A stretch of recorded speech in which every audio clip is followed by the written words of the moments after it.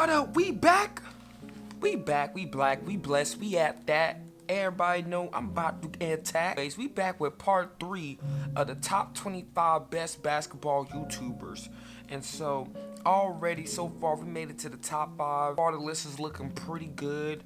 I have no complaints at the end of the day. We haven't seen LSK pop up, so obviously he's going to be included within the top 5, and we pretty much go from there. I just want to get to the point where, like I said, I'll just blow up and, hey, I'm making it into one of these people's lists, because I honestly think I'm pretty good at basketball. I'm not saying I'm the best. I'm not saying I'm top 5.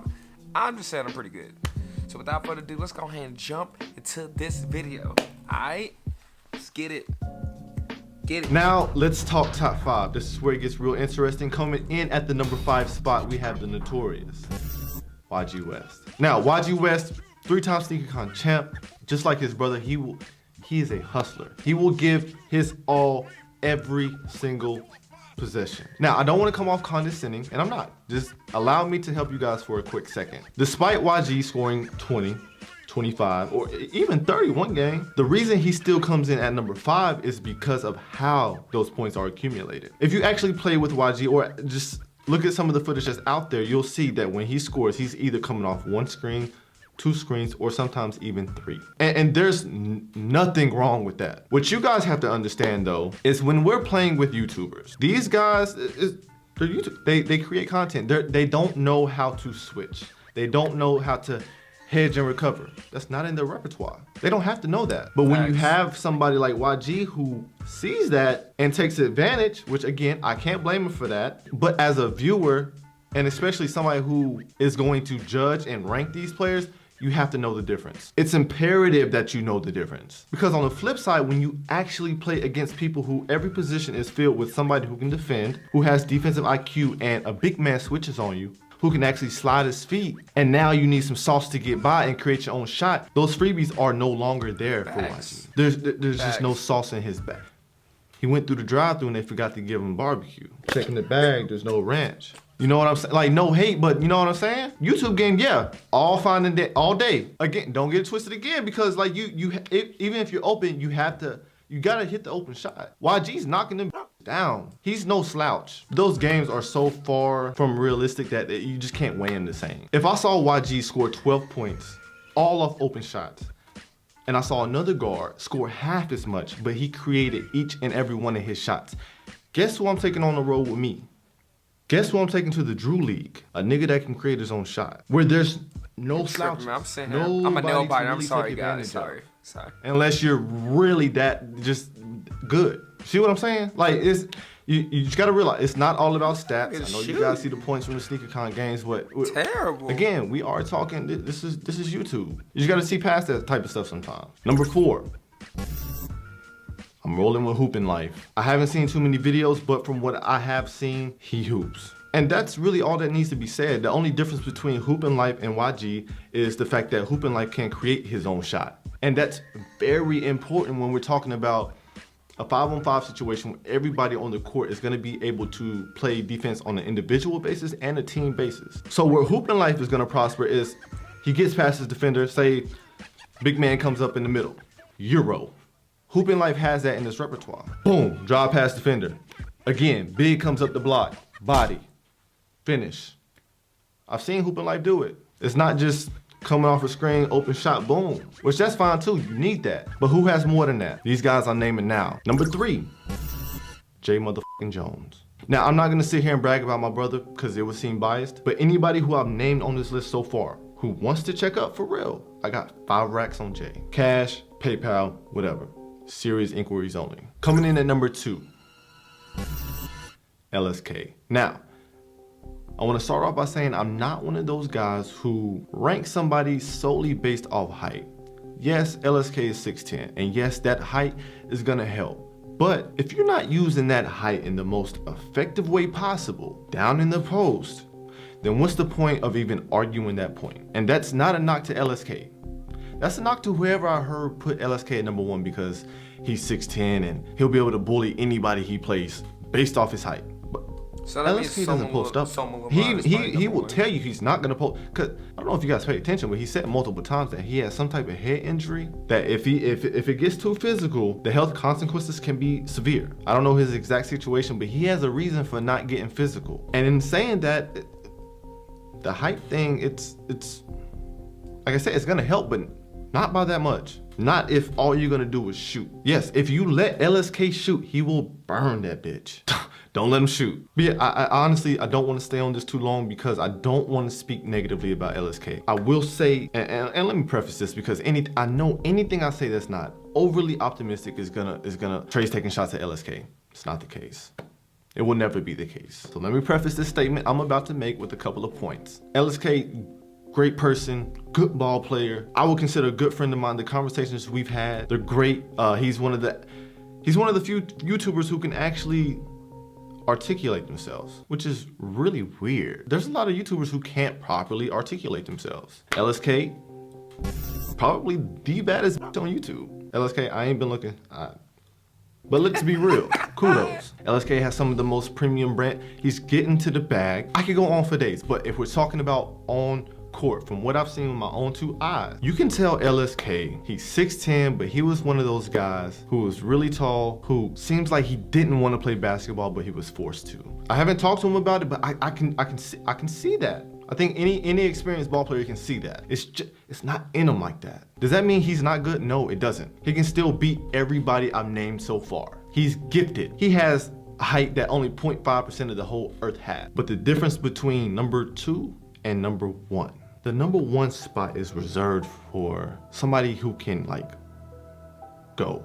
And when I say go, I'm no longer talking about what you've seen necessarily. You can't see this because there's no footage. We're talking YouTubers. In my mind, I'm thinking about who will survive in a real game, a real competitive game. Who will survive? There's an answer for LSK. There's not an answer for the number 1 spot. The number 1 spot, if they're having a good day, wrap it up. Just wrap it up. They're more in the competition with themselves than they are the actual opponent. So without further ado, the number 1 spot goes to Soul Illuminati. Yeah, I'm about to say it. 10,000 hours. B-Dot. And myself. Now, whoa. Chaos, I know. Look. You have to realize that there's some, this list is tricky because there is nothing we can use to distinguish this tier. There is nothing. Even if all 4 of these individuals play one-on-one, let's say Soul Illuminati beats all of us, still don't care.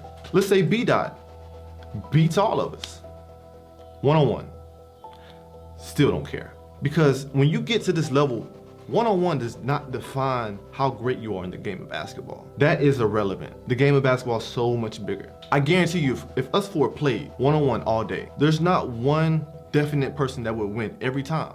That's how close it is. Soul is gonna win some games. Devin Williams is gonna win some games. B-Dot, I'm gonna win some games. Every person in this tier, this number 1 spot, has their strengths. Soul Illuminati, he's 6'6", and like I said, like I get why you guys hate on the guy. I don't know him personally, but like I keep preaching, it doesn't take much to see if a nigga can hoop or not. It takes a couple of dribbles. I can see the way your body stretches out when you do a layup. It's easy. I didn't even need the IRL footage that he put on his channel. I remember seeing a low quality video and I just saw how he drove baseline. Like, it was easy. I knew right then that he was better than I like how he's talking. But LSK, I love how he's talking, man. May not like his personality. I'm not here to judge that. I'm being objective about his basketball skill set. I haven't seen much, but like I said, I can tell he can hoop. He's 6'6". That's a great size. He looks like he can shoot. B-Dot, I played with B-Dot. B-Dot can really go. If you want me to be honest, if we all 4 play right now, B-Dot may be the most productive in a 5-on-5 situation amongst all of us. He might edge out all of us right now. But that's because, and again, back to being a basketball YouTuber, B-Dot has more time to invest in basketball. He's still playing full court games very consistently. He doesn't make long form content, which when I say long form, just in regards to social media. He mainly makes Instagram videos. He does have an active YouTube channel, but most of his YouTube content is an extension of his Instagram material. So there's not much time invested in his content, which he has more time to dedicate to basketball. What I'm getting at is the common denominator is everybody in that number 1 spot. The potential is really high. Crazy, if every one of man. these 4 guys was to dedicate 4 hours a day to getting better at the game of basketball. I'm not saying we got league ready guys, but there's a clear separation from these guys and the rest of the list. Devin Williams, I don't want to forget about him. This guy, trust me, I've trained with him a couple times. He can go. Only thing holding him back, which I had this problem too. The knees. Rose, take care of yourself, man. It's a lot of talented people that injury will just take out. But I would love to see a healthy Devin Williams. That's scary. That's a scary sight. And I'm not gonna sit here and say nothing about myself. Plenty of other people are talking. Let them talk. All I ask is just recognize your sources. So with that being said, allow me to conclude this list by saying that your position on this list does not reflect how I feel about you personally. It does not reflect how I feel about you as a person or even as a YouTuber. I could actually give less than a fuck about your basketball skills. Y'all know what I fuck with, man. And matter of fact, y'all let me know when y'all formulate a list of the best basketball YouTubers, but actually factor in the YouTube part. And that doesn't mean factor in how many subs the channel has. That means factor in who can actually create content. Now, that's a list I would actually be interested in. And honestly, that's really, if we're talking about basketball YouTubers, that's the only list that matters. Because if you think about it, you really don't know where everyone would be if everybody dedicated 5 hours out of their day to basketball. We split the same 24 hours in our day, right? YouTubers are built off versatility. Say what you want. I always got girls telling me, you know, make your little videos. They add the little in front. Oh, he's a little YouTuber. Say what the you want. YouTubers are self-made niggas. That's just what it is. Most of us had to come up by being a one-man army. You had to have the vision. You had to be able to record your own content and edit your own content. You had to prosper. So yeah, basketball YouTubers with more of an emphasis on the YouTube, the content creation. Who can tell a story? Who can edit their own material? Who can use Final Cut at a high level? Who can use Photoshop? What do your Adobe After Effects skills look like? What camera do you use? Why do you use the camera and mic setup that you use? What do your angles look like? Then we have a real discussion because honestly, a lot of niggas aren't meeting the criteria. Off top, I honestly don't know who I would put on that list besides myself, and that's not to toot my own horn, and Young Buckets. If y'all don't know Young Buckets, he's former Simpsons brother. He's in front of the camera sometimes, but I do know he handles the editing.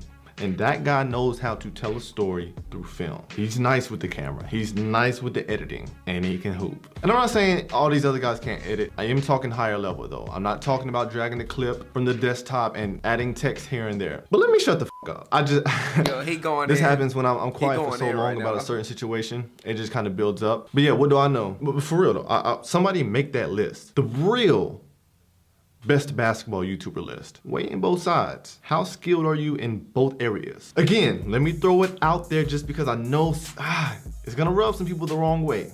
Just because, let's say, I put you at number 9 doesn't mean I think number 3 is better than you as a basketball YouTuber in the correct sense. I've said this in previous videos. If you are a full-time YouTuber and you can dribble the rock, salute. If you are a full-time YouTuber and you can do a layup, you are blessed in my eyes. Seriously, I know what it feels like to film for 4 hours and edit for 6, 5 days out of the week and go hoop on Saturday. You know, it doesn't feel good. So salute to everyone on the list, everyone not on the list. Just salute to everyone right now. Salute to everyone maintaining a healthy balance between creating content, doing what you love to do, and at the same time maintaining your health. That balance is very important, especially nowadays where the viewers just expect so much from an independent producer.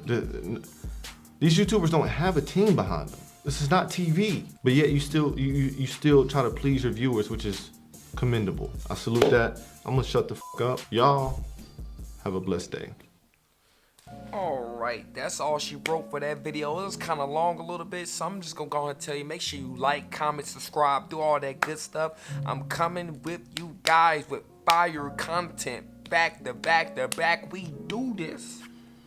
And if you know me, and if you're watching this video, love, peace, chicken grease. See y'all on the next video, alright? Make sure y'all smash everything. And if y'all got a video y'all want me to react to, just send it my way. Baby, won't you send it my way?